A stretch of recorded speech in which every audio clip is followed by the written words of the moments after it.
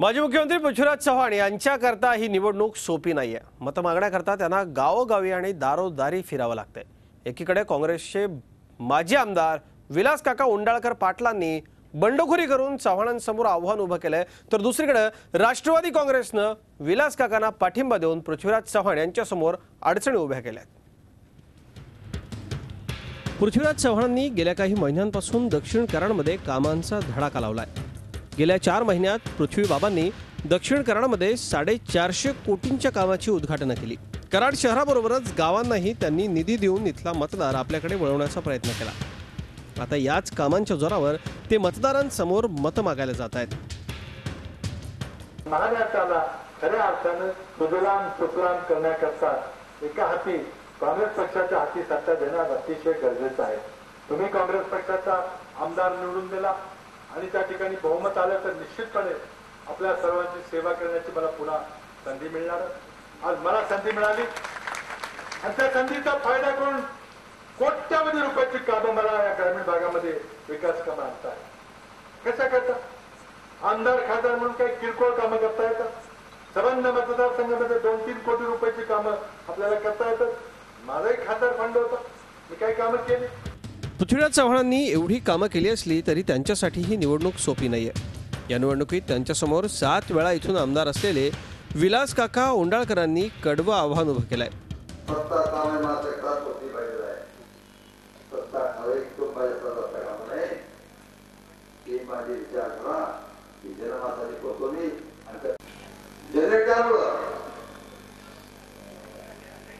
आणि आता माझ्या बरोबर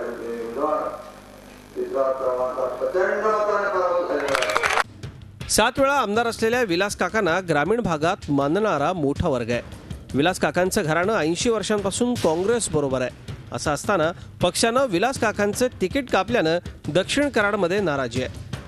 35 वर्षे काका काँग्रेस पक्षाच्या तिकिटावर निवडून आले, परंतु केवळ पक्षाचीच काही सूत्र हातात असल्यामुळं की 35 वर्षे पक्षाच्या माध्यमातून निवडून येऊन सुद्धा की पक्षाची सूत्र हातात असल्यामुळे केवळ सत्तेचा दुरुपयोग करून काकांचं तिकीट नक्कीच डावललं गेलेलं आहे, नाकारलं गेलेलं आहे असं। राष्ट्रवादी काँग्रेसनंही या मतदारसंघात आपली ताकद अपक्ष उमेदवार विलास काका उंडाळकरांच्या मागे उभी केली आहे। पृथ्वीराज चव्हाण आणि शरद पवार यांचं राजकीय वैर नवं नाही, मात्र हे वैर वाढलं 1999 साली।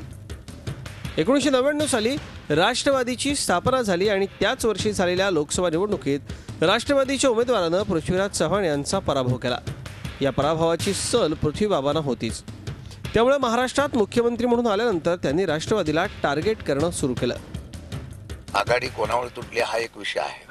दुसरा विषय असा आहे की आपण मित्र असतो, आघाडी असताना सुद्धा सातत्याने त्या मित्रांनाच आपण रॉंग बॉक्समध्ये उभं करण्याचा प्रयत्न सत्तेत असताना पण केला। सत्ता गेल्यानंतर आपण निवडणुकीच्या माध्यमातून सुद्धा ज्याला लक्ष करायचंय ते शिवसेना भाजप यांना लक्ष न करता तुम्ही आघाडीवर त्या ठिकाणी टीका करायला सुरुवात केली।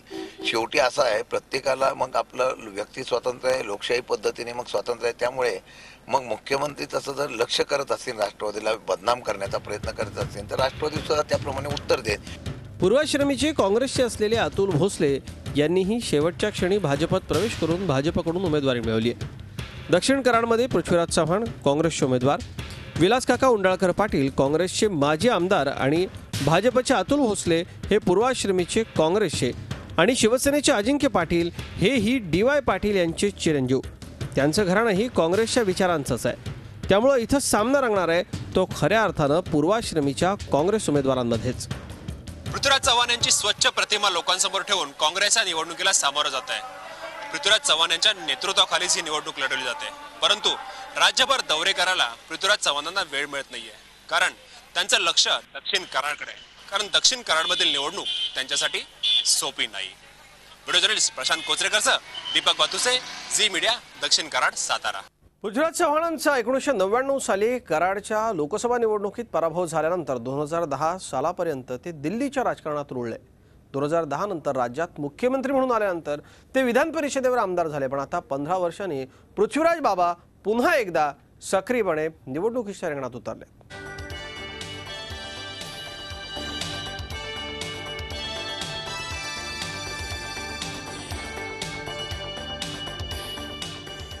दक्षिण कराडमधली विधानसभेची लढाई जिंकण्याकरता माजी मुख्यमंत्री पृथ्वीराज चव्हाण यांनी कंबर कसली आहे. गेली 15 वर्ष निवडणुकीतल्या राजकारणापासून दूर असलेल्या पृथ्वीराज चव्हाणांना त्यामुळंच दक्षिण कराडची निवडणूक सोपी नाही. 1999 साली पृथ्वीराज चव्हाण कराडमधून लोकसभा निवडणुकीला उभे राहिले होते. मात्र या निवडणुकीत राष्ट्रवादीचे श्रीनिवास पाटील यांनी त्यांचा पराभव केला. या पराभवानंतर पृथ्वीराज चव्हाण दिल्लीच्या राजकारणात गेले 2010 पर्यंत. या 11 वर्षांच्या काळात त्यांनी राज्याशी आणि कराडशीही फारसा संबंध ठेवला नाही. मात्र 2010 साली अचानक त्यांच्यावर राज्याच्या मुख्यमंत्रीपदाची जबाबदारी पडली. 4 वर्ष मुख्यमंत्री म्हणून काम करत असताना मग त्यांनी कराडवरही लक्ष केंद्रित केलं. पुन्हा मुख्यमंत्री होण्यासाठी त्यांनी लोकांमधून निवडून यायचा असा निर्णय घेतला आणि ते दक्षिण कराडमधून निवडणूक रिंगणात उतरले. कराड शहराबरोबरच ग्रामीण भागातल्या 84 गावात मुख्यमंत्रीपदाच्या काळात 1400 कोटी रुपयांची कामं केल्याच्या जोरावर आता पृथ्वीराज बाबा निवडणुकीला सामोरं जात आहेत. याचाच दाखला ते आपल्या कराड दक्षिणमधल्या सभांमध्ये देत आहेत. 43 कोटीची सांडपाण्याच्या व्यवस्थापनाची योजना असेल किंवा शेजारचा चौपदरीकरणाचा रस्ता असेल, महिला युटिलिटी सेंटर असेल किंवा रस्ते विकास अनुदानाच्या माध्यमातून 13व्या वित्त आयोगाच्या माध्यमातून आणि मलकापूरला सोलर सिटी करण्याचा प्रकल्प असेल, असे अनेक नाविन्यपूर्ण प्रकल्प आज मलकापूरचे नेते मनोहर शिंदे यांनी राबवले आणि ते राबवताना माझा त्याला संपूर्ण सहकार्याचा हात होता. पृथ्वीराज चव्हाण यांचं घराणं गांधी घराण्याशी एकनिष्ठ म्हणून ओळखलं जातं. त्यांचे वडील आनंदराव चव्हाण 1957 ते 1973 पर्यंत कराडमधून खासदार होते. केंद्रात मंत्रीही होते. त्यांची आई प्रेमला काकी चव्हाण या सुद्धा खासदार होत्या. पृथ्वीराज चव्हाण 1991 साली कराडमधून पहिल्यांदाच खासदार झाले. 1999 सालच्या निवडणुकीनंतर गेल्या 25 वर्षांच्या राजकीय कारकिर्दीत पृथ्वीराज चव्हाण जास्त रमले ते दिल्लीच्या राजकारणात.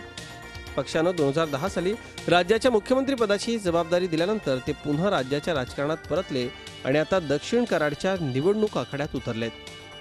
या आखाड्यातल्या निकालावर आता पृथ्वीराज चव्हाणांची पुढची राजकीय दिशा अवलंबून आहे. Deepak Bhatuse, Zee media, Karad. कराड दक्षिणमध्ये गेली 35 वर्ष काँग्रेसचे आमदार असलेले विलास काका पाटील उंडाळकर आता निवडणूक रिंगणात अपक्ष म्हणून उतरलेत. काँग्रेसने त्यांना तिकीट नाकारून पृथ्वीराज चव्हाणांना उमेदवारी दिल्यानं विलास काकांनी बंडखोरी केली आहे. आपल्यावर पक्षाने अन्याय केला असल्याची भावना विलास काकांची असून ते पृथ्वीराज चव्हाणांच्या विरोधात जोरदार प्रचार करतायत. पृथ्वीराज चव्हाण यांना तिकीट दिल्यानंतर आपल्याला अनेक पक्षाकडून ऑफर होती, मात्र जनरेट्यामुळे आपण अपक्ष म्हणून निवडणुकीच्या रिंगणात आल्याचं ते भाषणांमधून सांगताय.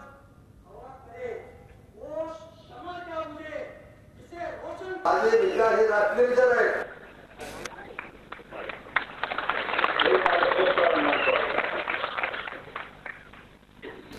आणि मग या ठिकाणी मी अपक्ष हात पडलं विलासला आमचा पाठिंबा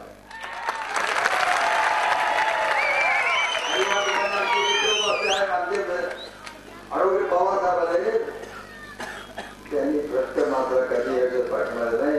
विलास हात स्वच्छ आहे. दक्षिण कराडचे विद्यमान आमदार विलास काका उंडाळकर पाटील यांनी पृथ्वीराज चव्हाणांच्या विरोधात बंडखोरी केली आणि ते अपक्ष म्हणून निवडणूक लढवतात. याच संदर्भात त्यांच्या उंडाळे गावामधल्या ग्रामस्थांच्या प्रतिक्रिया जाणून घेतल्या आमचे प्रतिनिधी दीपक भातोसे यांनी. दक्षिण कराडमधून 7 वेळा आमदार असलेल्या विलास काका उंडाळकरांना यावेळेला पक्षाने तिकीट दिलेलं नाहीये. त्यांच्या उंडाळे गावात आपण आहोत आणि या गावात त्यांच्या प्रचाराची धुरा इथले ग्रामस्थ सांभाळत असतात. ग्रामस्थांकडून जाणून घ्या काय त्यांच्या भावना आहेत विलास काकांबद्दल. विलास काकांना यावेळेला काँग्रेसने तिकीट नाकारलं, काय ग्रामस्थांची भावना?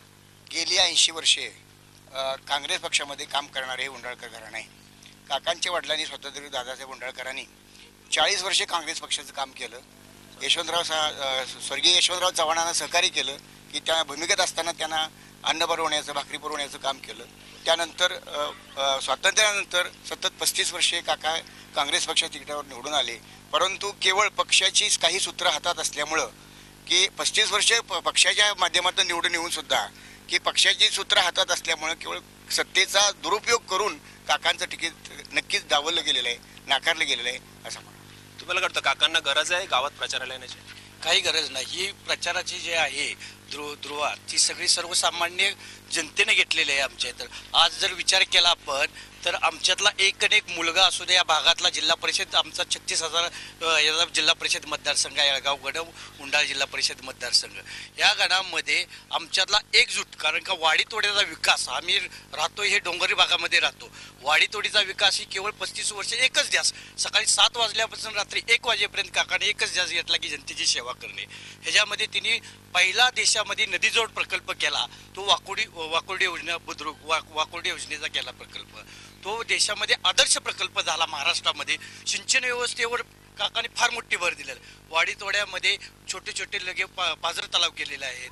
त्या पाझर तलावामुळे शेती लोकांना, जे इथलं आमच्या डोंगरी भागातली लोक मच्छी मार्केटला जात होती, माथाडी कामगार म्हणून जी लोक होती, ती लोक आता पाण्याची सुविधा झाल्यामुळं मुंबईहून परत आपल्या गावी आलेले आहेत. आज जर तुम्ही हा विकास बघायला गेला गावोगावी, तर तुम्हाला असा अनुभव येईल, जिथं जाईल तिथं काकांना आमच्या दैवत. मुंबईतून मुंबईला स्थलांतरित झालेले लोक परत गावात आलेले आहेत शेती करण्यासाठी, कारण पाण्याची सोय उपलब्ध झालेली आहे. गावामध्ये ज्या समस्या आहेत, गावात एखादी अशी समस्या आहे ती राहिली आहे सोडवायची? काही नाही, अजिबात नाही राहिलेली. काही त्यांना सांगावं लागत नाही. काही कुठलं जरी कान्याकोपऱ्यातलं काय राहिलं असलं तरी आम्हाला बोलवून घेऊन हे राहिले ते सांगतात स्वतःहून. त्यामुळे काही मागावं लागत नाही काकांच्या. आज 80 वर्षाच्या लेडीजही प्रचार. गावात विकास झालेला आहे, विकासाचं एकही काम शिल्लक नाही. रस्ते, महाविद्यालय आपण बघतोय. एक प्रामुख्याने प्रश्न आहे की मुख्यमंत्री स्वतः या निवडणुकीत उभे आहेत. दक्षिण कराडला किंवा सातारा जिल्ह्यातलं एक गाव आहे, तुम्हाला वाटलं नाही की मुख्यमंत्र्यांच्या मागे आपण ताकद उभी करावी, कारण एक आपला भागातला नेता वर पोहोचतोय? कधीच नाही वाटणार, कारण का काकांनी जो 35 वर्ष गावाचा विकास केलेला आहे, गावाचा असून मतदारसंघातला असून, तुम्हाला जर गेला वाडी तोड्यातली फक्त नाव येईल काका काका काकाच. एकीकडे पृथ्वीराज चव्हाण, जे कदाचित काँग्रेसची सत्ताल्यावर भावी मुख्यमंत्री पदाचे दावेदार असू शकतात, त्यांनाही उंडाळ्यातील गावातील लोक पाठिंबा द्यायला तयार नाही आहेत. कारण एकच आहे की त्यांनी काकांवरती, विलास काकांवरती अन्याय केलाय. व्हिडिओ जर्नलिस्ट प्रशांत कोचरेकरसह Deepak Bhatuse, Zee media, Undale, Satara. Zee 24 तास रहा एक पाऊल पुढे.